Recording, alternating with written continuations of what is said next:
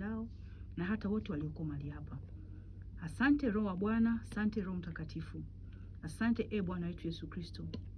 Nimeomba nikiamini. Amen. Amen. Mpendwa mtoto wa Mungu, ni siku nyingine njema ambayo Bwana ameifanya. Hakika tunaye Mungu anayetupenda. Ni Mungu anayetupenda sana. Hamna namna ya kuweza kueleza upendo wa Mungu juu ya maisha yetu, kwa maana upendo wake ni upendo usio na kipimo, usio na vigezo. Yeye hana upendeleo. Kwake sisi sote ni viumbe wake. Ametuumba na akaona imekuwa ni vema. Akaona amefanya kitu kilicho chema. Amen. Amen. Basi Mungu amekubariki, amekupa kibali na tunashiriki sote katika neno la Mungu. Neno la Mungu lina uzima, neno la Mungu lina uponyaji. Neno la Mungu linahuisha, linafanya upya. Neno la Mungu ni faraja. Neno la Mungu ni uponyaji. Halifungwi na muda. Kwa hiyo hata ukilisikiliza sasa, bado baadaye tena unaweza ukalisikiliza na bado likakuhudumia. Kwa hiyo neno la Mungu ni hazina nzuri sana, mtoto wa Mungu. Unaweza ukamshirikisha na mwingine akaweza naye kupata nafasi na hii neema ya kushiriki tunaposhiriki pamoja neno la Mungu. Mimi ni mtumishi wa Mungu, mtumishi wako, dada yenu, mama yenu, shangazi yenu, naitwa Martha, Pastor Martha wengine wananiita, lakini vyovyote jina la Bwana litukuzwe. Na tutaenda kusoma kwa pamoja Zaburi sura ya 2. Tutaenda kuisoma na kuitafakari kwa pamoja katika kitabu cha Zaburi sura ya 2. Tulishatangulia kusoma Zaburi sura ya 1, leo tutasoma Zaburi sura ya 2. Kwa hiyo fungua Biblia yako, tutaisoma kwa nguvu. Neno la Mungu linasema, mbona mataifa wanafanya ghasia na makabila wanatafakari ubatili? Wafalme wa dunia wanajipanga na wakuu wanafanya shauri pamoja juu ya Bwana na juu ya masihi wake. Na tuvipasue vifungo vyao na kuzitupia mbali nasi kamba zao. Yeye aketie mbinguni anacheka. Bwana anawafanyia dhihaka. Ndipo atakaposema nao kwa hasira yake na kuwafadhaisha kwa ghadhabu yake. Nami nimemweka mfalme wangu juu ya Sayuni, mlima wangu mtakatifu. Nitaihubiri amri. Bwana aliniambia, ndiwe mwanangu, mimi leo nimekuzaa. Uniombe nami nitakupa mataifa kuwa urithi wako, na miisho ya dunia kuwa milki yako. Utawaponda kwa fimbo ya chuma na kuwavunja kama chombo cha mfinyanzi. Na sasa, enyi wafalme, fanyeni akili, enyi waamuzi wa dunia, mwadibiwe. Mtumikieni Bwana kwa kicho, shangilieni kwa kutetemeka. Shikeni yaliyo bora, asije akafanya hasira, nanyi mkapotea njiani, kwa kuwa hasira yake itawaka upesi. Heri wote wanaomkimbilia. Na hilo ndilo neno la Bwana. Amen. Amen. Tumesoma katika Zaburi sura ya 2. Naamini kuna neno ambalo kwako limekugusa, lakini kwa upande wangu labda nianze kwa huu mstari wa 2. Anasema wafalme wa dunia wanajipanga na wakuu wanafanya shauri pamoja juu ya Bwana na juu ya masihi wake. Kwamba tunaona katika hii Zaburi anazungumzia pale ambapo kuna watu ambao wako sehemu fulani wanajipanga juu ya masihi wa Bwana au juu ya Bwana. Lakini sasa Bwana anatazama, anasema yeye anacheka. Anaona wanamfanyia dhihaka kwa sababu anajua ya kwamba, mstari wa 4, yeye aketie mbinguni anacheka, Bwana anawafanyia dhihaka. Ndipo atakaposema nao kwa hasira yake na kuwafadhaisha kwa ghadhabu yake. Nami nimemweka mfalme wangu juu ya Sayuni, mlima wangu mtakatifu. Bwana Yesu asifiwe. Yaani wale ambao Bwana amewaita, amewajua kwa jina, akawaita, akawapaka mafuta, ni wa thamani sana mbele za Mungu. Amen. Najua unaweza ukasema watumishi wanapenda tu kila mara kusema kwamba usimseme vibaya mtumishi wa Mungu. Ni wanasema kwa sababu wanajua yako madhara makubwa katika kuanenea mabaya watumishi wa Mungu. Amen. Kwa sababu ni watumishi ambao Bwana mwenyewe amewachagua, akawapaka mafuta, akawatoa huko alikowatoa. Kama Daudi tunaona alitolewa machungani akichunga kondoo wake. Hana issue yoyote, lakini Mungu kamfuata kupitia mtumishi wake akamleta katika ufalme ili atawale. Kwa hiyo watumishi wa Mungu hata waliopo sasa, Mungu amewatoa sehemu mbalimbali. Musa tunaona alikuwa pia yuko anachunga wale wanyama wa mkwe wake, lakini Mungu ndio akakutana naye akasema naye huko. Na tunaona kuna namna Musa kama alitaka kukataa, Tunaona Yeremia naye kuna namna kama alitaka kukataa, akisema mimi ni mdogo, sina cha kusema. Kwa hiyo watu ambao Mungu amewaita akawapaka mafuta, sio kwamba ni watu wakamilifu, lakini Mungu amewaona wanafaa kulibeba jina lake. Mungu ameona wanafaa kusimama katika madhabahu yake kama wapatanishi, kama makuhani, wakiwaleta watoto wa Mungu mbele za Mungu. Sasa wewe ukijikusanya ukanena mabaya juu ya mpako mafuta wa Bwana, ni unajitafutia uharibifu wako mwenyewe. Ni kwa uharibifu wako wewe mwenyewe, kwa sababu yule ni mali ya Bwana, sio mali yake mwenyewe. Hajajiita, hajajiweka yeye mwenyewe. Yuko mtawala, yuko bosi wake ambaye amemweka, ambaye anamlinda, ambaye ana agano naye. Kwa hiyo wewe unaposema mabaya ni kwa uharibifu wako wewe mwenyewe.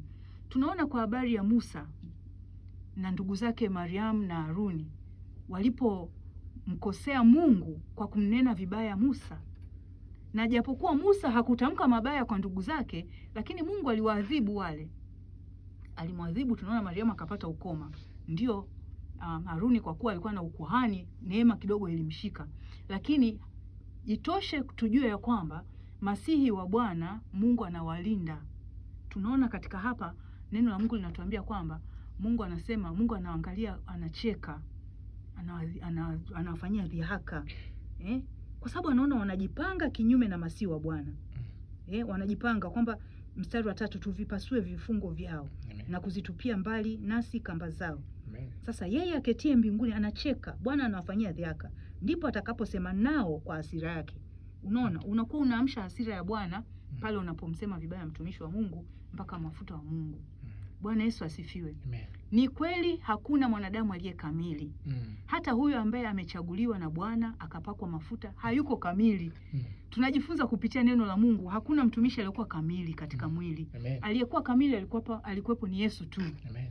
Kwa hiyo usitamani sana kufunuliwa madhaifu ya watumishi wa Mungu, kwa sababu ukiyajua yatakupoteza wewe katika mlengo ambao Mungu amekusudia kupokea kupitia yule mtumishi. Mungu anataka upokee kitu cha kimungu kupitia kiongozi ambaye Mungu amekupa. Sasa itoshe wewe kupokea ile neema ambayo Mungu ameiweka kwa yule mtumishi. Na kama kwa bahati nzuri au mbaya ukakutana na kuyaona mapungufu ya mtumishi, basi ujue Mungu anataka ukamuombee, au niseme kwa lugha nyingine, ukayafunike yale madhaifu ya mtumishi wa Mungu. Tunaona katika wale wana wa Nuhu, wana wa Lutu, baba alivyokuwa amelewa, wakaenda wakamfunika, mmoja akaenda akamfunika na blanketi au shuka. Amen. Ili kuficha uchi wa baba yake. Sasa na katika sala baba yetu Yesu alisema, alitupa namna ya kuomba, akasema usitutie katika kishawishi bali tuokoe na yule muovu. Kwa kuna vitu vingine ni bora usivijue, ndio maana kuna ka distance kanatakiwaga kawepo kati ya washirika na watumishi wa Mungu, ili usije ukayajua mambo ambayo utakuwa umejitia tu kwenye kishawishi au kwenye mtego ambapo unaweza ukamkosea Mungu. Amen. Lakini unapowapa heshima yao, unapoweka katika nafasi yao, na ukakaa katika nafasi yako, unajiepusha na mambo mengi, kwa sababu wao pia ni wanadamu, lakini wamelibeba kusudi la Mungu ambalo linahusiana na maisha yako. Ndio maana Mungu akakupeleka mahali pale.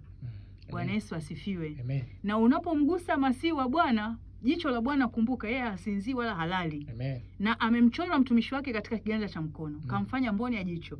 Kwa Mungu yeye anawatazama watumishi wake saa zote. Na anasema mtumishi wangu anaponikuwa ananitumikia, mimi nashughulika sana na mambo yao. Maadui zake mtumishi wa Mungu ni maadui wa Bwana. Kwa hiyo wewe unakuta umejifanya mwenyewe kuwa adui wa Mungu pasipo na lazima. Kwa hiyo kupitia Zaburi hii ya 2 naona kuna namna Mungu anatukumbusha ya kwamba tusiwaguse masihi wake. Kama Mungu amewaheshimu, basi sisi ni nani kuwahesabia hatia? Kwa sababu aliyewafia msalabani, aliyemwaga damu yake, ndiye huyo ambaye amewaweka wasimame. Sasa wewe ndo huyo atawahukumu kweli? Kama ni wa kuwahukumu, basi yeye mwenyewe ndo atafanya hukumu, lakini sio wewe. Mtumishi wa mwingine, wewe utakuwaje wa kumhukumu? Bwana Yesu asifiwe. Amen. Kitu kingine ambacho ambalo limenigusa pia hapa katika mstari wa 8, anasema uniombe nami nitakupa mataifa kuwa urithi wako na miisho ya dunia kuwa milki yako. Amen. Amen. uniombe, just ask, nami nitakupa mataifa kuwa urithi wako, na miisho ya dunia kuwa milki yako.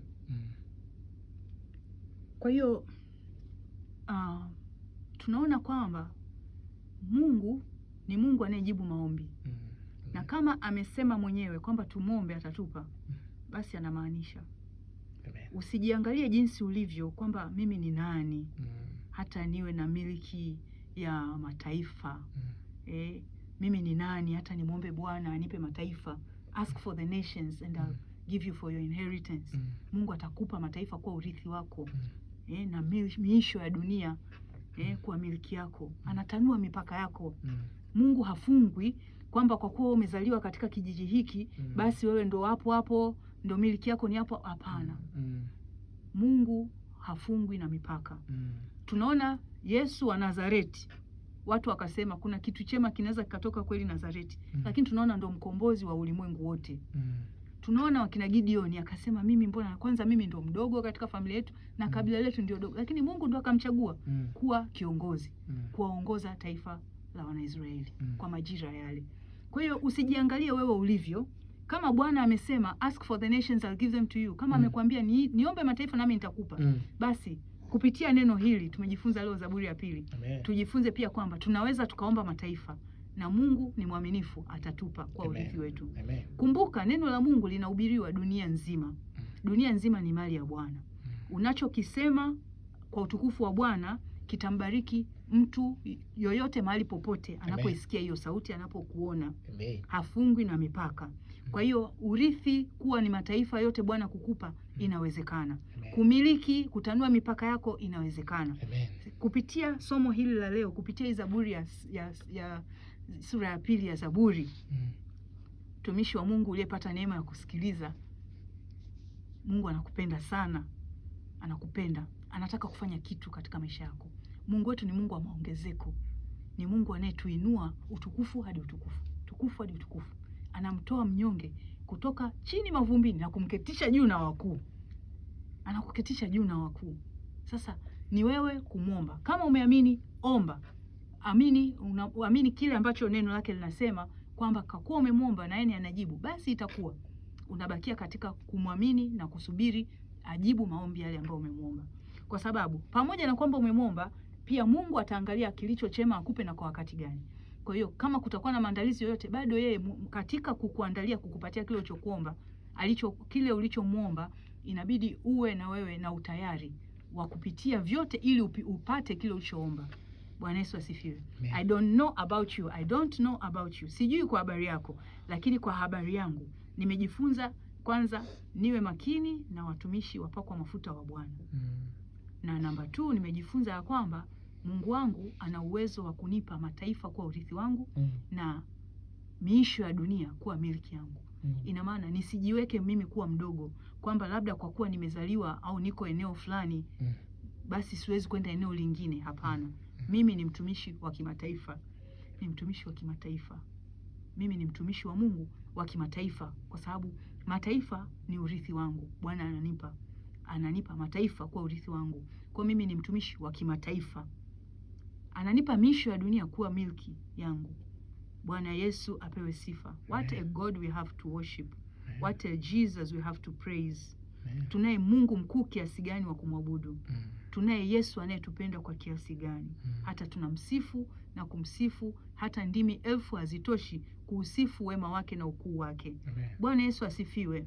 Ni siku njema ambayo Bwana ametupa kibali cha kupata hili neno la uzima.